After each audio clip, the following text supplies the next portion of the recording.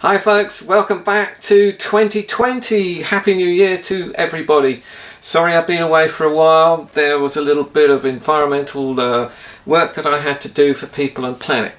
Today's topic is nuclear fission and nuclear chain reaction. Let's take a look.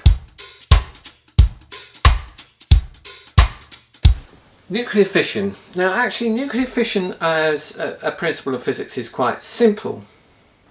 The word fissure gives you a clue as to fission, and it is really the splitting of a larger unstable nuclei, so a nucleus of uranium or plutonium, some of the heavy elements, into two smaller parts. And we can illustrate this here with this diagram, which I'll put up on the screen.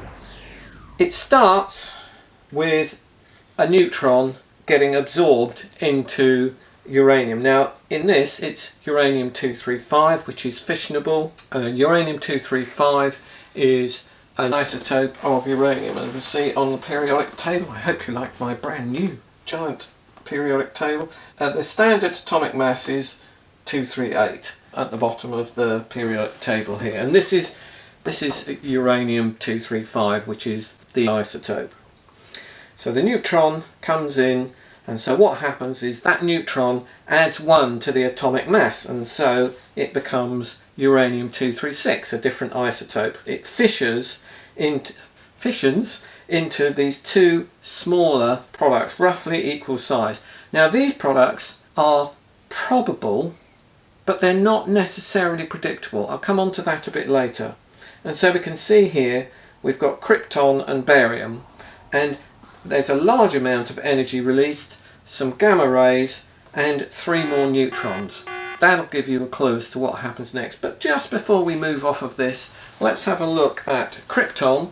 So krypton is over here on the periodic table, and it's actually got an atomic mass of 84. This has got 92, so it's got extra neutrons, so it's unstable. And similarly, barium, which is over here, this is 141. Barium is 137 protons and neutrons, so it's got those extra neutrons.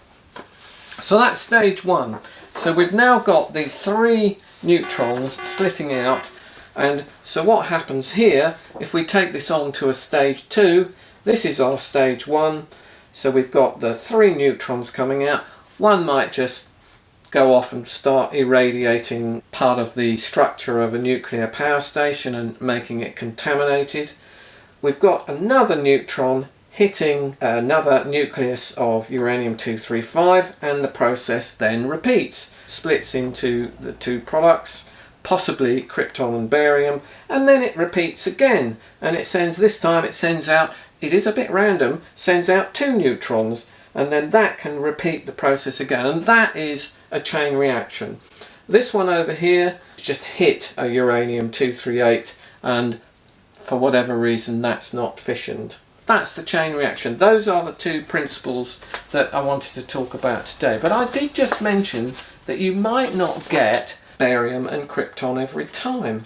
And here is another chain reaction, and here you've got strontium, xenon, iodine. There are a number of different variations of possible fission products that come as a result of nuclear fission.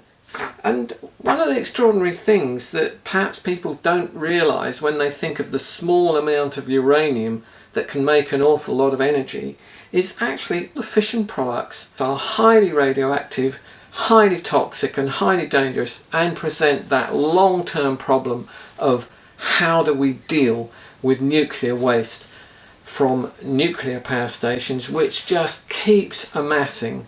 If we build new ones, that makes such a crazy decision for the future.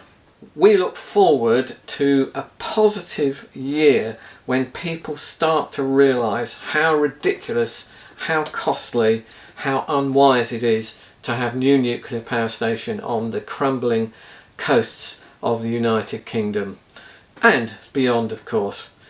Please remember to hit the blog to subscribe, do leave a comment, and I look forward to seeing you next time.